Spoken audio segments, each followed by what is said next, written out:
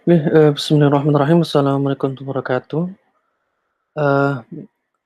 Untuk materi ya, mungkin ini yang terakhir untuk, mata kuliah algoritma dan pemrograman dasar ya. Ini kita bahas ya, untuk pengetahuan dari tentang algoritma pencarian, search atau searching ya. Pada dasarnya, sebenarnya adik-adik mungkin sudah sering ya, yang namanya searching di berbagai platform ya, mungkin website atau platform media sosial, di mana di situ ada ya, ada, tombol search di situ ya. Apapun ya, ada keyword yang mau ingin dicari, nanti akan ketemu hasil datanya ya, baik di YouTube atau di, Instagram ya, Facebook, Twitter, dan Google ya, dan aplikasi yang lainnya itu sudah diimplementasikan teknik searching ya. Cuman hanya saja algoritma yang ada di balik layar itu yang mungkin berbeda, ya. Jadi tidak mungkin sama persis, tapi tujuannya yaitu sama-sama ingin user itu menginputkan sebuah keyword, lalu sistem akan menampilkan hasil data sesuai dengan keyword yang dicari. Oke,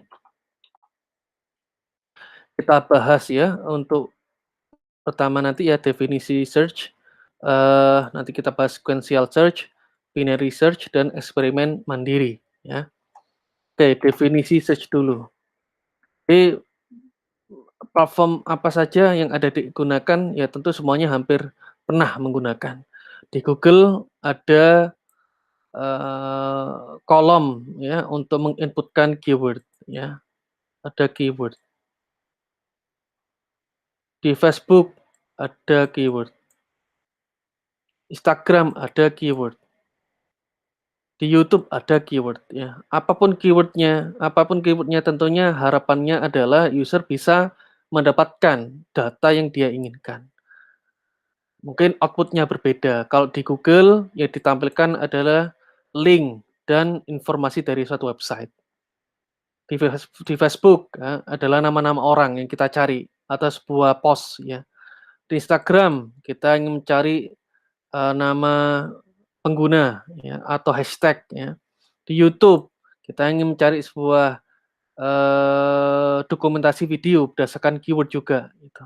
Nah ini tujuannya sama, hanya saja di balik layar itu algoritma yang ditampilkan yang digunakan pasti beda, dan konten yang mau ditampilkan setiap platform juga berbeda-beda.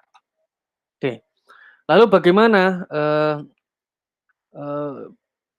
cara kerja ya dari searching itu seperti apa ya, mungkin kita ambil contoh ya, mungkin ini sebagai contoh global saja.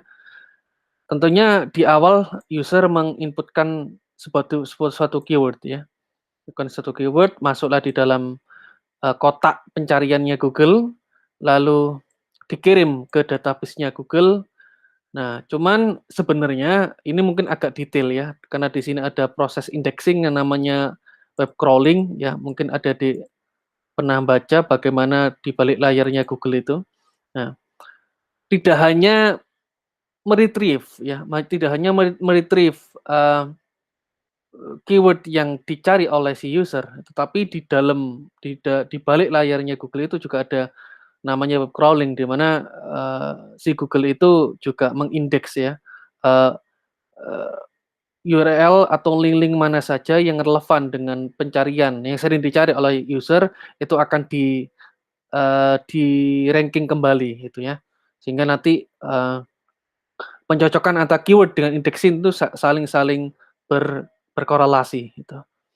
Ketika ditemukan ya, di-retrieve oleh si Google, dikembalikan lagi ke user dan di-show result ya. Diberikan, ada URL, ada teks di situ, ada kalimat ya dan sebagainya. Oke. Nah, search ya adalah proses, ini definisinya adalah proses mendapatkan informasi ya berdasarkan kunci tertentu dari sejumlah informasi yang telah disimpan. Nah, di mana itu ada kunci digunakan untuk pencarian record yang diinginkan dalam satu list atau array ya, atau bahasa Indonesia ada lari gitu ya. Nah, Sebagai contoh paling mudah sekali, paling mudah misal kita mencari kata apple dari suatu sistem gitu ya. Di sistem akan mencari di dalam, basis datanya dia, dicek satu per satu, di indeks pertama misal ya, ini algoritma sederhana saja, dicari satu per satu, dicari, oh di indeks pertama di nol ternyata orange, berarti tidak sama, ya berarti bukan. Cari lagi indeks, ke pertama, tadi indeks ke nol ya. Banana, oh ternyata tidak sama dengan apple. Cari lagi indeks kedua, oh ada kalimat apple. Oh berarti ini sama, match dengan yang di keyword. Maka proses berhenti, ya. Dia tidak akan mencari lagi. Ini algoritma yang paling sederhana, ya. Sehingga coconut ini tidak perlu dicari lagi karena sudah berhenti ketika ketemunya apple, gitu. Ya, ini konsep dasarnya tadi ya. Ini kalau misal diimplementasikan ke dalam sistem misal, sederhana, search keyword ya, keyword-nya, lalu di belakangnya itu akan dicek, cek keyword-nya apakah ada yang match ya dengan yang dicari.